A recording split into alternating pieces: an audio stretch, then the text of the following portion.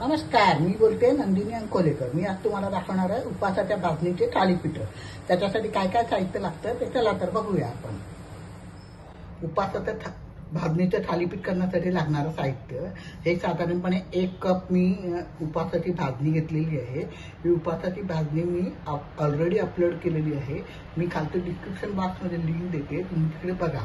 आता हे झालं 1 कप उपासाची भाजणी। आता बाकीचं साहित्य लागणार आहे घेतलाय मी मीडियम साईजचा, सालासकट घेतला तरी चालेल, साल काढलेलं असलं तरी चालेल। 1 टेबलस्पून जिरं घेतलं आहे, चवीनुसार मीठ घेतलं आहे, 2 टेबलस्पून शेंगदाण्याचा कूट, 2 टेबलस्पून कोथिंबीर, 1 टेबलस्पून हिरवी मिरची आणि थालीपीठ करण्यासाठी तूप। आता पहिल्यांदा आपण बटाटा किसून घेऊया। आपण बटाटाच वापरला पाहिजे असं काही नाही, त्याच्या बदली काकडी वापरू शकतात, भोपळा, लाल भोपळा वापरू शकतात। तुम्हाला ज्या उपासाला भाज्या चालत असतील त्या भाज्या त्याच्यात तुम्ही घालू शकता। कोथिंबीर तुम्हाला नको चालत असेल तर नाही घातलं तरी चालेल।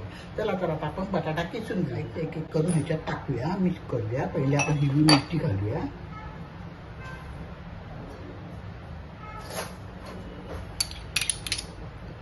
मग जिरं घालूया, चवीनुसार मीठ घालूया, शेंगदाण्याचा कूट घालूया, कोथिंबीर घालूया आणि हा एक बटाटा मी किसून स्वच्छ धुवून घेतलेला आहे तर तो टाकूया आपण आता।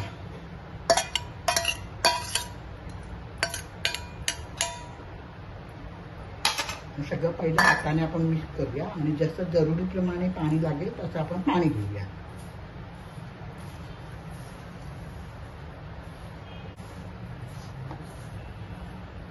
सगळं मिक्स करून झालंय, आता पाणी टाकते मी थोडं थोडं करून, एकदम टाकायचं नाही कारण आपल्याला थालीपीठाचं पीठ करायचं आहे। झालंय, आता 10 मिनिटं आपण झाकून ठेवूया।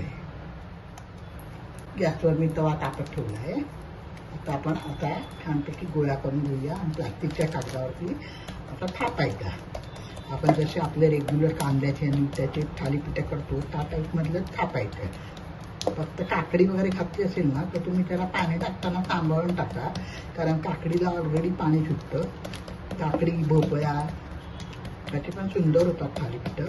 तर तुम्ही करून बघा। माझ्या चॅनलवर नवीन असाल तर सबस्क्राईब करा, लाईक करा, शेअर करा, मित्रमैत्रिणींना, नातेवाईकांना शेअर करा। छोटे छोटे करायचे, जर आपल्याला उचलायला त्रास होत असेल तर आपण छोटे छोटे थालीपीठ थापायचे।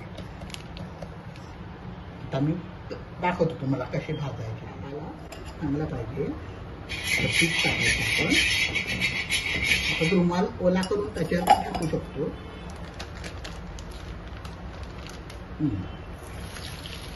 अशा रीतीने मीडियम गॅसवरती आपण भाजायची। पण आपण थोडंसं तूप टाकूया आणि परतवूया।